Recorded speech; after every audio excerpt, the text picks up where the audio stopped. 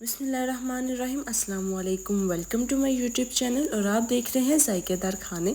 उम्मीद है आप सब खैरियत से होंगे, खुश होंगे, आबाद होंगे।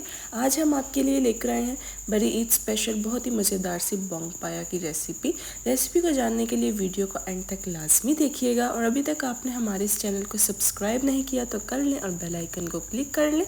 आते हैं हम अपनी बोंग पाया की रेसिपी की तरफ। मैंने बोंग पाए अच्छे से वॉश करके रख लिए थे। अब मैं प्रेशर में इसको ऐड कर लूँगी। ऐड करने के बाद मैं एक मीडियम साइज़ का प्याज कट करके रख लिया था, वो ऐड कर लेंगे। मेरे से वीडियो स्किप हो गई है। 1 टेबलस्पून जिंजर गार्लिक का पेस्ट भी ऐड कीजिएगा। एक टमाटर नॉर्मल साइज़ का कट करके रख लिया था, वो ऐड कर लेंगे। 1 गिलास मैंने पानी ऐड किया है। 1 टेबलस्पून हम नमक हस्बे जायका, 1 टेबलस्पून कश्मीरी लाल मिर्च, 1 टेबलस्पून हल्दी, 1 टेबलस्पून कुटा हुआ ज़ीरा, 1 टेबलस्पून सूखा धनिया और 1 टेबलस्पून हम काली मिर्च ऐड कर लेंगे और इसको अच्छे से मिक्स कर लेंगे।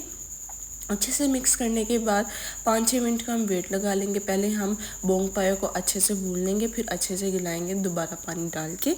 अब 5-6 मिनट का वेट लगाने के बाद हम इसको अच्छे से भून लेंगे। अब इसके अंदर मैं थोड़ा सा ऑयल ऐड करूँगी। इस बोंग पाए में या दूसरे पाए में पहले से ही ऑयल ज़्यादा होता है अपना ही, तो अब थोड़ा सा ऑयल ऐड कीजिएगा जितना आपने ऐड करना है। अब ऑयल के साथ हम अच्छे से बोंग पाए को भून लेंगे जब तक हम ऑयल अलहदा नहीं हो जाता। देखिए माशाल्लाह अल्हम्दुलिल्लाह कितने खूबसूरत से बोंग पाए हमारे भून चुके हैं। देखिए ऑयल अलहदा हो चुका है। अब मैं पानी ऐड कर लूँगी।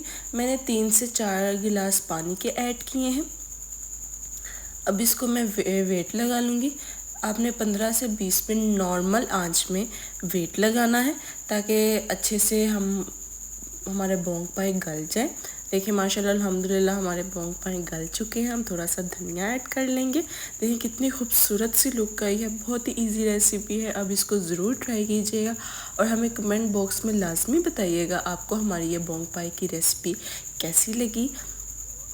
देखिए माशाल्लाह अल्हम्दुलिल्लाह कितने खूबसूरत से बोंग पाए तैयार हुए हैं। उम्मीद है आपको ये बहुत पसंद आई होगी। बहुत ही इजी एंड क्विक रेसिपी है।